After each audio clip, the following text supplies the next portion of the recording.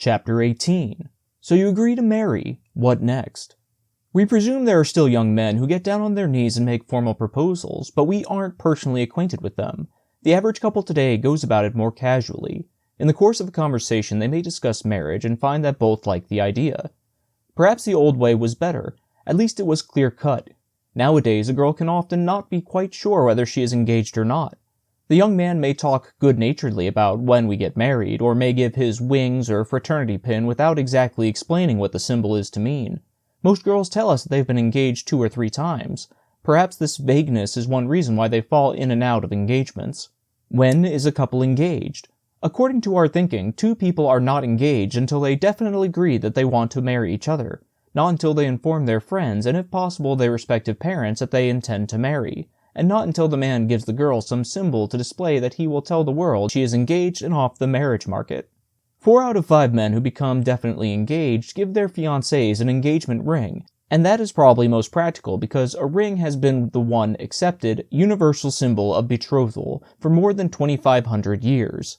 Originally, the symbolism was less subtle. The ring originated in the days of marriage by capture when the ankles or wrists of the girl were bound with sweetgrass. As the bindings became purely symbolic, only the finger was tied up, with an engagement ring. If you decide on a diamond ring, and more than 3/4 of couples do, they range in price from a few dollars to many thousands of dollars. According to one of the women's magazines, more than half the engaged girls get diamond rings costing about $50. Whatever the symbol adopted, it should serve the purpose of taking the couple out of circulation, and to provide exclusiveness for each other. That is one of the basic conditions of an engagement.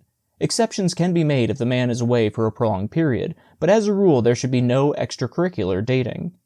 Here are some of the purposes that an engagement should serve in addition to taking you out of circulation. Engagement provides a period of deepening love and affection, during which there is an awakening of sexual feelings which will make the couple yearn for the full intimacy which marriage permits. It serves as a period of planning for the future during which the 2 plan when they will be married, the kind of wedding they will have, where they will honeymoon, the sort of housekeeping arrangement they will make, where they live, etc. It is a period of personality adjustment, of welding the couple into a union. It is a period of exploring each other's interests to find what activities exist that both enjoy and can share. It is a time when the wise couple prepares for marriage. The man gets a job, saves some money. The girl learns and perfects her homemaking skills in cooking, sewing, and house managing. It is a time to decide whether they want children and how many. It is a time when antagonistic habits are broken and new habits which will permit a smoother married adjustment are established. It is a time when differences are recognized about religion, about parents, and solved or compromised. Because of all these functions, the engagement is a period that requires time.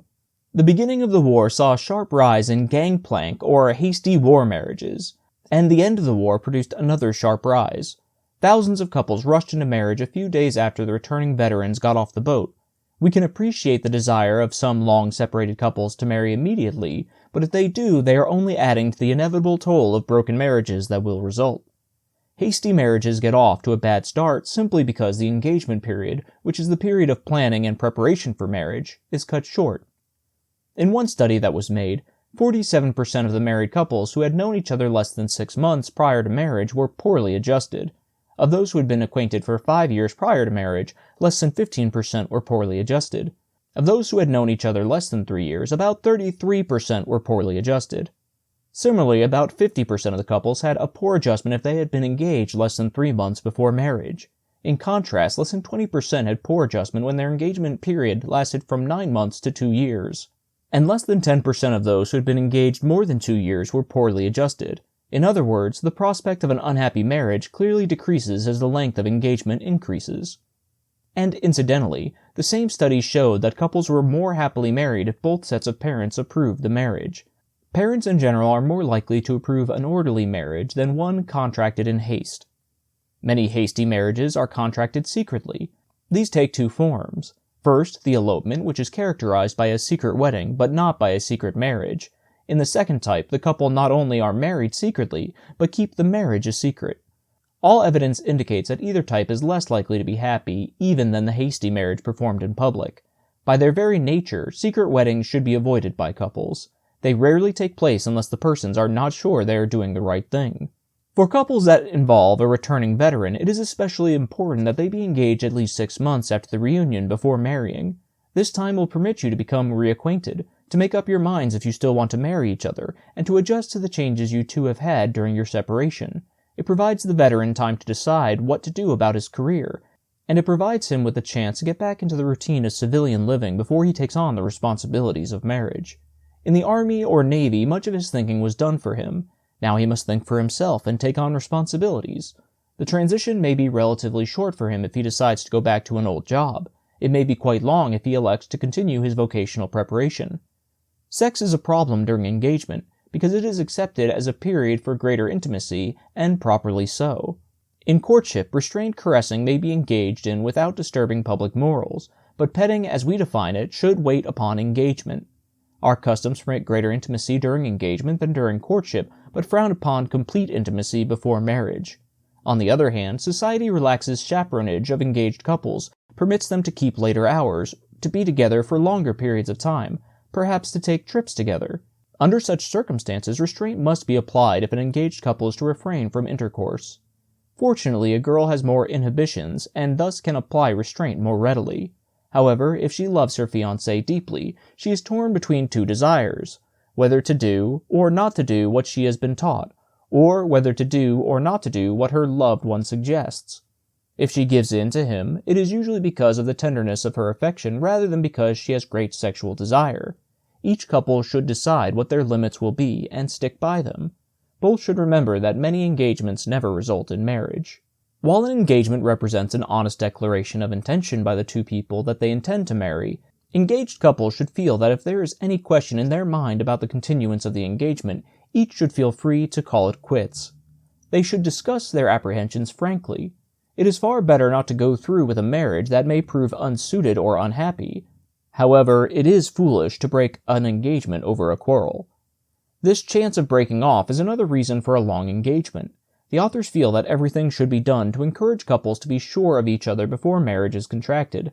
If couples were trained more for marriage and went through a longer preparatory period, then the more poorly matched couples would become aware of the shoals ahead, and we would have far fewer broken marriages in America.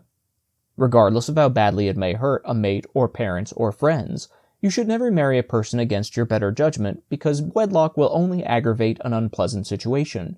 Nor should you be deterred from fear that the mate will be so upset emotionally that he will commit a rash act. Such fear in itself should be proof that the person is not emotionally stable, and so probably would not make you a good spouse. Incidentally, a rash act is exceedingly unlikely. One of the questions engaged people frequently ask marriage counselors is how much of a past should be revealed by one mate to the other. One general principle should be followed completely, namely that whatever is to be revealed should be revealed before marriage and not afterward.